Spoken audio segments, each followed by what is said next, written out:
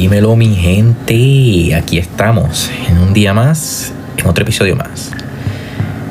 Hoy traemos un temita bien interesante y que sobre todo a mí en lo personal me gustaría que ustedes como audiencia reflexionaran un poquito al respecto de este tema y lo pensaran para que puedan pensar las cosas que ven y puedan analizar las cosas que ven a su alrededor con un lente un poco más crítico y objetivo, porque después de todo el mundo es un lugar muy amplio, lleno de diferentes perspectivas que no necesariamente se tienen que identificar con la forma que nosotros tenemos de pensar y de ver el mundo, pero aún así vale la pena escucharlas, vale la pena entenderlas, pero sobre todo también, si es necesario, vale la pena desmentirlas. Así que los dejo con nuestro asistente para que presente y introduzca el tema de hoy. Por supuesto, es un honor presentar el tema y acompañarlos en este análisis. ¿Es la moralidad un pilar sólido de la naturaleza humana o simplemente una máscara frágil que dejamos caer cuando el orden se tambalea? En este episodio, nos adentramos en la psicología oscura de The Dark Knight para desmenuzar el crudo discurso filosófico del Guasón.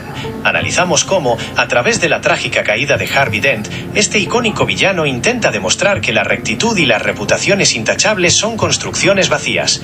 Desde la perspectiva del nihilismo puro, exploramos la incómoda premisa de que la moralidad social podría no ser más que una hipocresía colectiva. Entonces, aquí se pone bien interesante, mi gente, porque este debate que plantea este famosísimo villano, y hoy me voy a enfocar un poquito más en el nihilismo, porque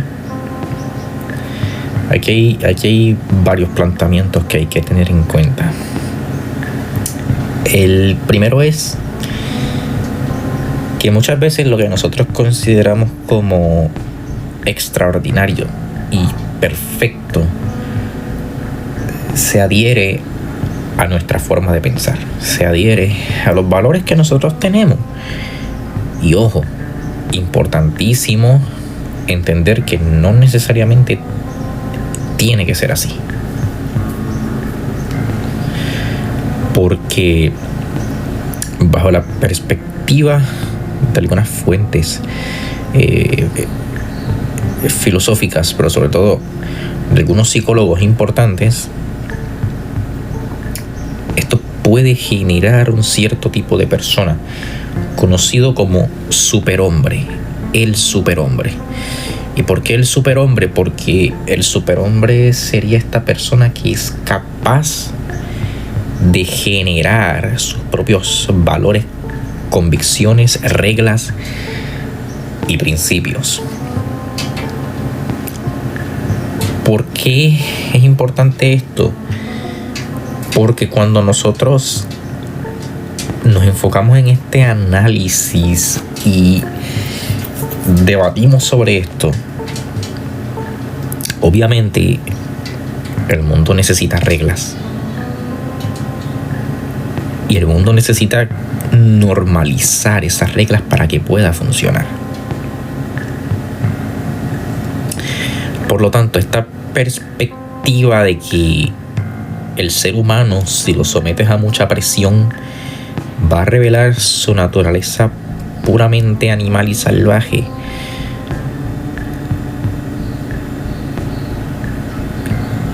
no necesariamente tiene que ser totalmente cierta, pero lo incómodo de este discurso es que hasta cierto punto sí es cierto. Y ojo, luego veremos donde todo este discurso falla y se cae. Pero vamos a quedarnos por ahora en esta parte. ¿Por qué? Porque la historia nos ha dado muchos ejemplos de muchos artistas que parecían ser figuras intachables, pero que al final y al cabo no lo eran. Y es que hay que tener mucho cuidado, mi gente, porque la reputación no necesariamente refleja lo que es una persona. La reputación no necesariamente te dice a ti quién es alguien. Por eso dice el dicho, si tú quieres saber quién es alguien, realmente ponlo a prueba. Ponlo a prueba en las situaciones más difíciles, porque solamente poniéndolo a prueba en esas situaciones más difíciles, más tensas, pues tú puedes saber hacia dónde se orienta el carácter y las decisiones de esa persona. Y yo muchas veces lo he dicho en este podcast, no se enfoquen en las palabras que te dice una persona, enfócate en las acciones que toma esa persona y tú vas a saber quién es. ¿Por qué? Porque bajo una perspectiva nihilista, el mundo es un lugar absurdo que no tiene sentido. Porque después del mundo no hay nada. Y como después del mundo no hay nada, pues entonces hasta cierto punto vale la pena que el mundo no sea un lugar tan civilizado, porque como nosotros somos seres humanos pero también tenemos nuestra parte animal, pues después de todo esta parte animal sería una máscara,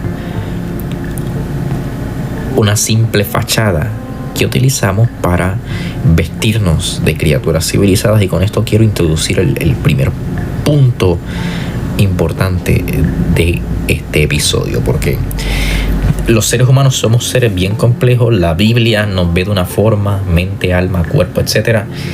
Y otras posturas religiosas y otros puntos de vista pues nos ven de otra manera, pero todos coinciden más o menos en lo mismo, ¿no? Tenemos una mente, un alma y pues también tenemos el cuerpo, la carne. O sea, estamos compuestos de varios elementos, pero dentro de esos elementos siempre se nos incita a luchar y a reprimir el elemento animal. Y eso es lo que utiliza esta forma de ver el mundo para justificarse y decir, pues no, la civilización no tiene sentido, las reglas y las normas no tienen sentido, porque después de todo, en el fondo, el ser humano es un animal. Esa idea de que la civilización es una simple fachada para esconder nuestra naturaleza animal es el punto de partida perfecto para cuestionar todo lo que creemos sobre la moral y el orden social. Muestra cómo esa lucha interna entre lo que debemos ser y lo que realmente somos crea una tensión que define gran parte de nuestra experiencia. ¿Quieres que profundicemos ahora en cómo esa represión de lo animal alimenta la hipocresía que mencionas?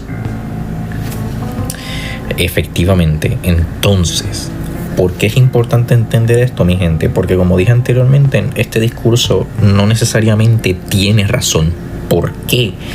Porque tanto el budismo como el cristianismo y otras disciplinas y otras formas de ver la vida te enseñan a canalizar esa parte animal de ti hacia lo que te hace realmente ser un ser humano, que es la capacidad de tener conciencia plena sobre ti mismo y tomar el control de esa parte más animal y un poquito más hipócrita, si se puede decir así, de nosotros mismos. Por eso es que el budismo menciona la meditación, el cristianismo menciona la oración, etcétera. Todas estas perspectivas mencionan múltiples formas de no solamente mantener bajo control de manera hipócrita esa parte animal, sino también de fusionar y ser capaz de dominar esa parte reptil, esa parte animal, para que no te controle.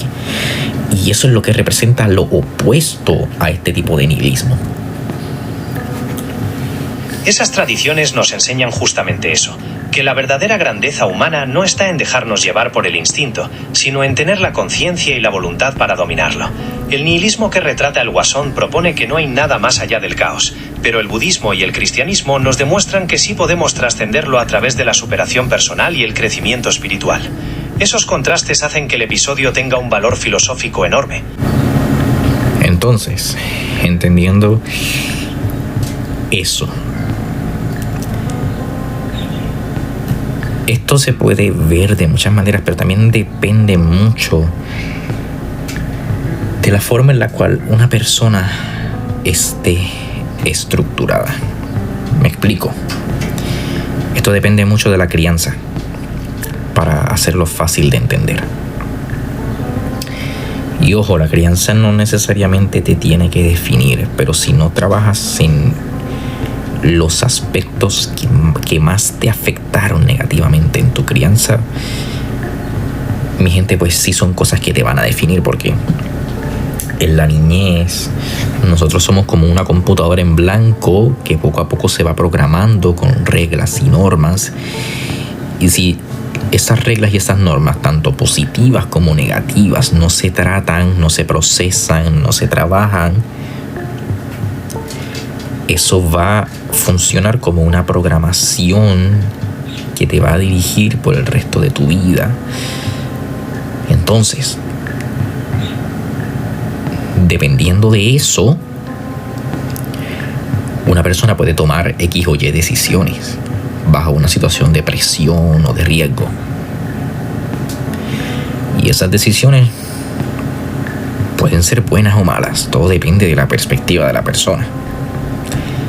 Porque eso es otro punto interesante, que el bien y el mal, bajo la perspectiva de la mente humana, no tiene una sola definición. Cada persona tiene su perspectiva de lo que es el bien y el mal. Así que con eso ya aclarado, vamos a ver, ahora sí, con eso aclarado, podemos tocar el segundo punto importante que teníamos para el episodio de hoy. Y este punto es el siguiente: ¿por qué razón esto resuena tanto? Y bueno, mi gente, la razón es simple. O sea, para concluir con esto, pues la razón es simple. El ser humano, dentro de su complejidad y sus muchas composiciones, también posee la maldad. Entonces,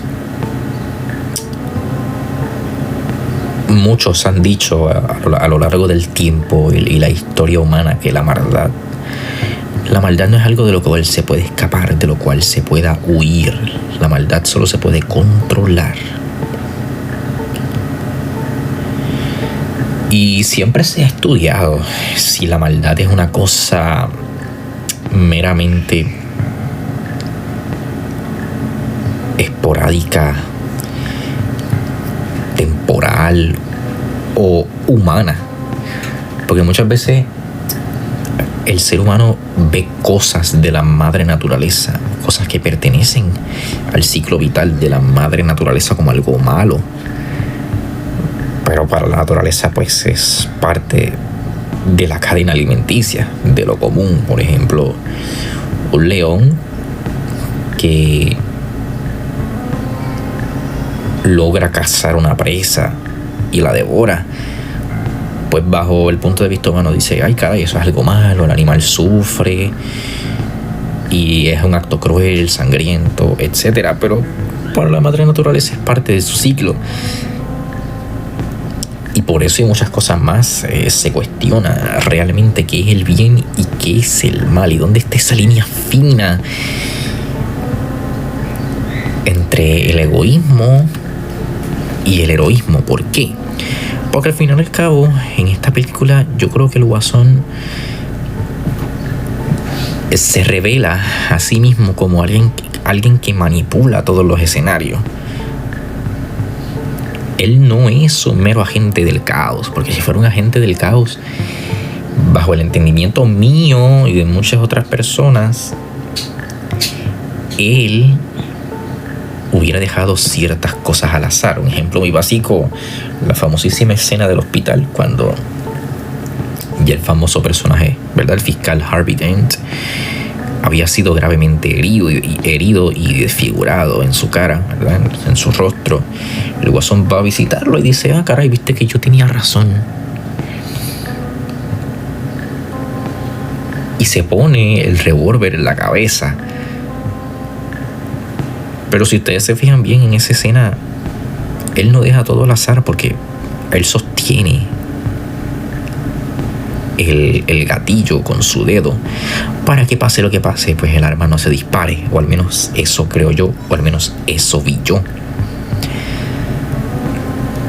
Además de que también pues su historia es muy confusa, no se sabe nada, no se entiende nada, da muchas versiones sobre sus cicatrices y entiende muy bien cómo trabajar la psicología humana para que sucumba a su propia oscuridad. Así que yo no creo, su anfitrión no cree que sea meramente un agente del caos. Creo que es alguien que entiende muy bien la mente humana y que tiene un punto de vista y que pues utiliza todos los medios que pueda tener para probar ese punto de vista. Pero más allá de eso, con eso los dejo, mi gente. ¿Qué es lo que realmente nos hace humanos? ¿Qué es lo que realmente nos hace ser nosotros mismos? ¿Qué nos separa realmente de los animales? Porque, ojo, no podemos olvidar que nosotros también como seres humanos tenemos un instinto y tenemos esa parte animal. Entonces, como la tenemos, ¿qué es lo que nos separa realmente de los animales? ¿Dónde está lo que llamamos conciencia y humanidad? Que en parte pues todo eso es lo que representa Batman en esta película. Así que nada, mi gente, para mí ha sido un placer, un honor estar aquí con ustedes un día más en este episodio. Cualquier cosa, comentario que me quieran dejar saber en confianza, lo pueden dejar saber y pues yo lo leo y lo escucho. Si quieren también proponerme alguna idea para grabar algún futuro episodio, algún tema, también estoy abierto a recibirlo en cualquiera de las plataformas. Muchas gracias, mi gente, por dedicarme un poco de su valioso tiempo. Que yo, su anfitrión, sin nada más que decir, me despido. Adiós.